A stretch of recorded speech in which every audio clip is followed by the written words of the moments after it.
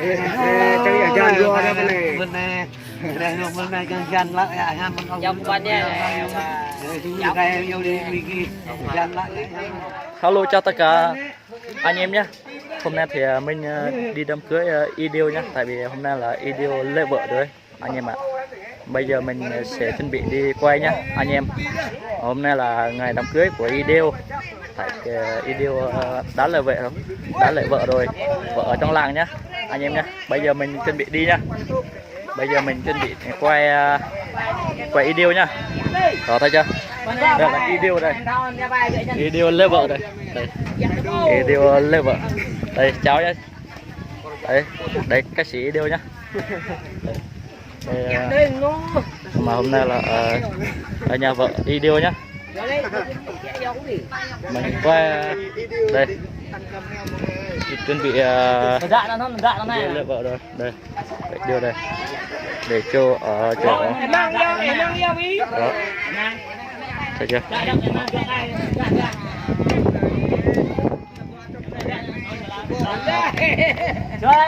Rồi nhanh nó bên bay cao đi.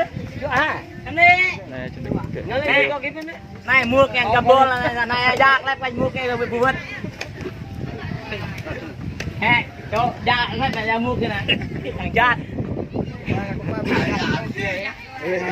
Chơi ở chân vô đó bên này đây luôn bên này chân lại ha mình không trong quanh nha cái vô đi Wiki chân lại ha mình không trong rồi. Đây video lên vợ.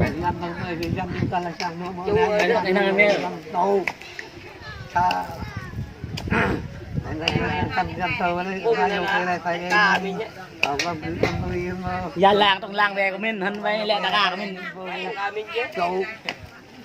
Mà ra là cái Cái là con chân cái tôi về luôn này chạm được lại nhận thì ha mình còn mà có yêu đây tôi tay đi xem mà cấp đi bên qua này chọn bao quý này nữa chạm lại nhà mình chạm lại nhà con nó yêu cái này thay nhưng hơn qua năng quý nuôi quý này tại thì năng quý này là mà thay yêu cái này mà nhưng không được bạn nó kinh không nhiều đi chăm đi sao có nó đi lại mà thầy về mà nó không ăn mà thầy yêu cái này thầy nhưng này có yêu em phụ em thầy yêu ý chuột và đây đây điều xuân đang cưới nhau nhé. Đây còn các chị nhé. Cưới anh em mình mà. Cần ma ra là cái cần chú cục thì cùng đuôi của bạn kia tàu chẳng để bạn nhận này ha mà con người ha con người xem đi con lại mang cái này nó đi can mất tàu Vì tôi sao băng ấy, coi ra sao đấy. nhắm mắt mình không thể có vui này chẳng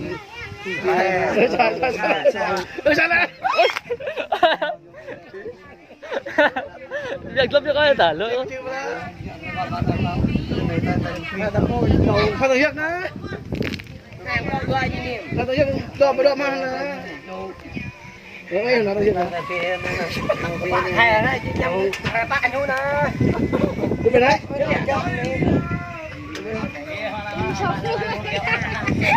hello đấy sao đi đều đây là non nè mọi người non hả làm gì nóng á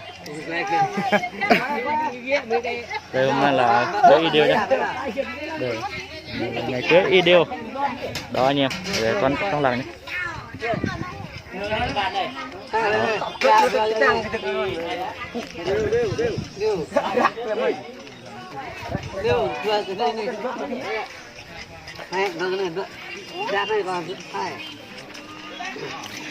dạ này nhưng mà chẳng quên làm đấy Hả?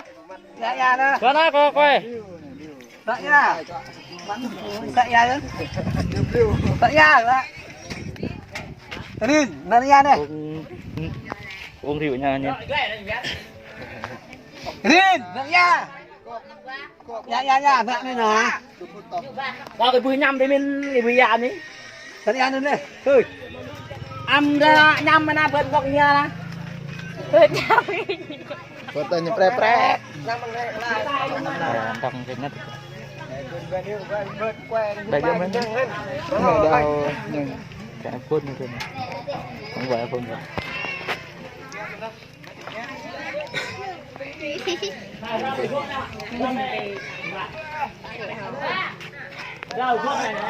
này nó này phải mình cầm choang này còn tùy về đây nè để tu yêu đi nhắm nó bao nhiêu căn nhung qua tao yêu cái này phải nhung yêu cái văn cái thôi là chi cái này phải văn cái mẹ ra cái con chú cái phải văn chi là tao yêu cái này phải nhung không người yêu cái này phải nhung vô đó hay em trong đây thì chân con mình phải được phân cái cầm con cho vui vẻ nữa khi nó chẳng chân lại em không có tao yêu cái này phải nhung nó không yêu cái này phải nhung không nói phải ban khi cái gần mà ra khi gần chụp người ban là tao yêu cái này phải nhung câu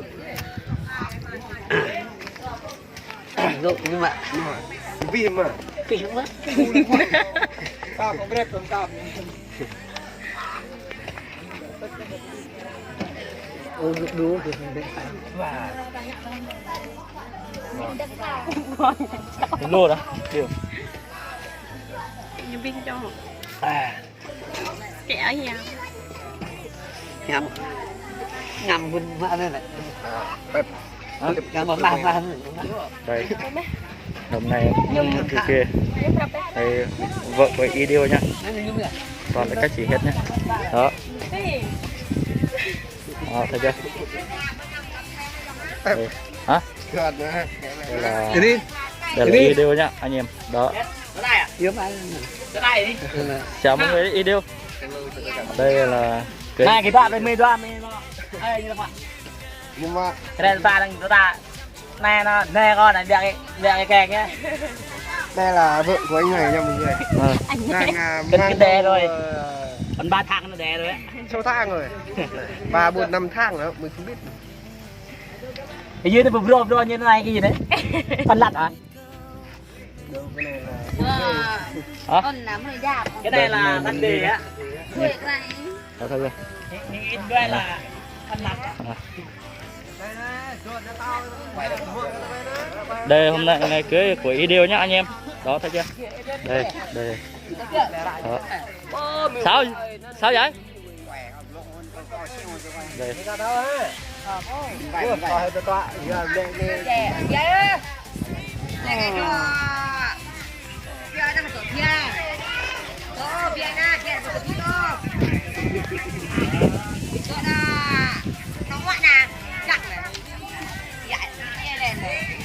nó ngoài à cắt lộ phía này là cắt không bây giờ lộ phía này ngoài hay cắt này haro này juga haro rồi nhớ đi wah ngày đâu phải thôi bé đâu còn thôi bé nữa còn cơm mừng đi nữa